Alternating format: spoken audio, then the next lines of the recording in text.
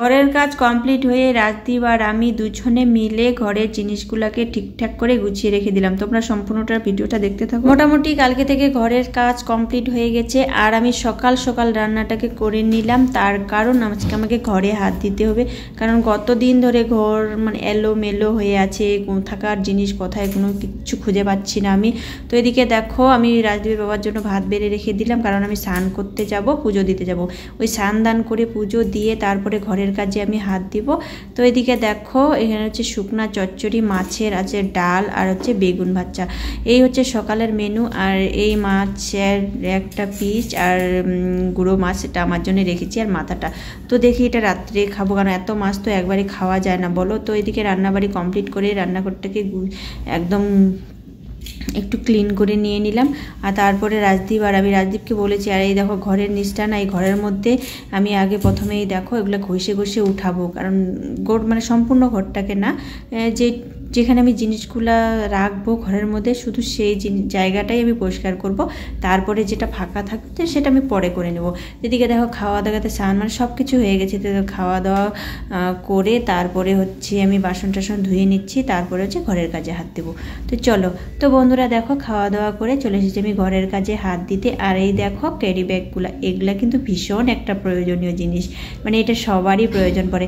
যখন কোথাও যাবো, কোনো কিছু রাখবো, একটা প্লাস্টিকের এতটাই দরকার পড়ে, তখন কিন্তু রাখা যায় না বলো, মানে খুঁজে পাওয়া যায় না। এই দেখো যেখানে আমি খাটটাকে সেটিং করব, মানে এক জায়গায় যেখানে রাখবো ঘরের মধ্যে, ওই জায়গাটা আমি ঘষে ঘষে অনেক কষ্ট করে পরিষ্কার করে নিয়েছি। আর রাজদীপকে আমি বলছি আজকে খেলতে যেতে হবে না, তো আমার হাতে হাতে কাজ করে দিই, যেহেতু ওর বাবার সময় পাচ্ছে না। আর তোমরাই বলো, এমনি পরিষ্কার করাটা তো আমি করতে পারবো, এটা আমার নতুন ড্রেস, তো এটা এইভাবেই ক্যারি ব্যাগে থাক চলো।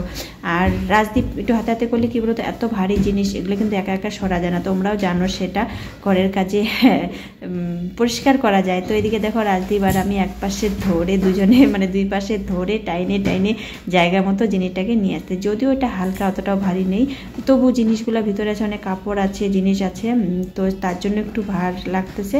তো এদিকে দেখো আর বাবাও কিন্তু চান দান করে চলে আসলো, এবার খেতে দিব ওকে খেতে দিয়ে চলে এসেছি আবারও ঘরের কাজে হাত দিতে।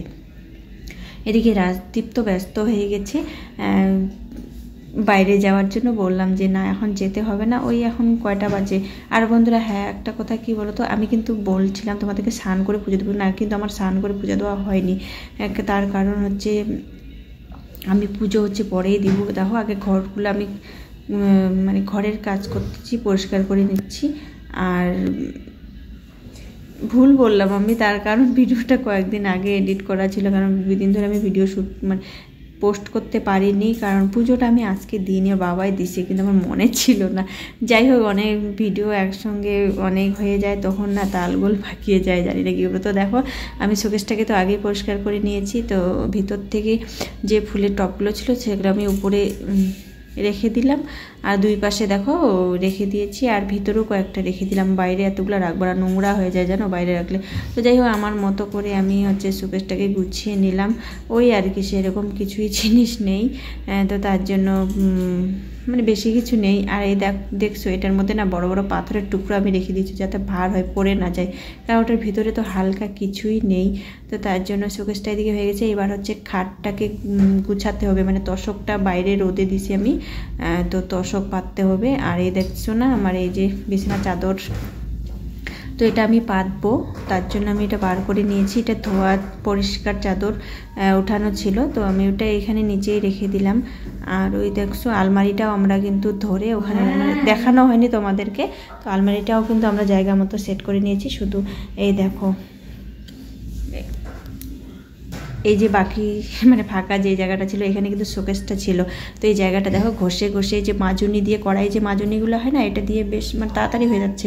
কেরোসিন তেল দিয়েও কিন্তু তাড়াতাড়ি উঠে যাবে, কিন্তু তবু আমার এটা দিয়ে সুবিধা মনে হচ্ছে, একটু কষ্ট হচ্ছে ঘষতে, কিন্তু দেখো এটা দিয়ে একদম ক্লিন পরিষ্কার হয়ে যাচ্ছে। তো এটা দিয়ে আমি ঘষে ঘষে যে জায়গাগুলোতে আমি জিনিসগুলো রাখছি, তো সে জায়গাটা আমি পরিষ্কার করে নিয়েছি। আর বাকি এখানে কিন্তু শোকেসটা ছিল, তো দেখো কতটা নোংরা, আর না ঘরের মধ্যে ভালো লাগে না নোংরা করতে। আর এই দেখো এদিকে সব এই ঘরটা কিন্তু রাজদীপ একদম গুছিয়ে ফেলেছে কি সুন্দর করে, বিছনার একদম সব কিছু ক্লিন করে নিয়েছি। আর আমি ওই ঘরটা ক্লিন করে দেখো স্নান দান হয়ে গেছে আমার, স্নান করে চলে এসেছি আমি আয়নার সামনে সিঁদুর করতে। ওদিকে রাজদীপ রণদীপ দুজনেই ভাত খাচ্ছে। আর এখন ওই 3টা 3:30টার মতো বাজে। তো চলো আমি ভাবলাম যে তোমাদের সঙ্গে একটু শেয়ার করি। স্নান আমার হয়ে গেছে, তো দেরি হয়ে গেলো, ওই 3:30টাই বাজে। তো আমি এখন খাওয়া দাওয়া করে নেবো, অনেক খিদা লেগে গেছে, জানি না কেন না আজকে মানে সকাল থেকেই ওই যে জিনিসগুলা এখানে ওখানে নিয়ে গেছি। আর এই যে অনেকবার মাথা নিচু করে কাজ করতে হয়েছে না, তার জন্য না মাথাটা ধরে গেছে আমার।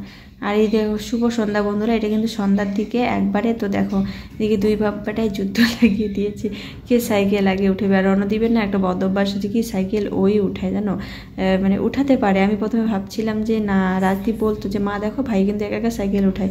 তো বন্ধুরা টাটা।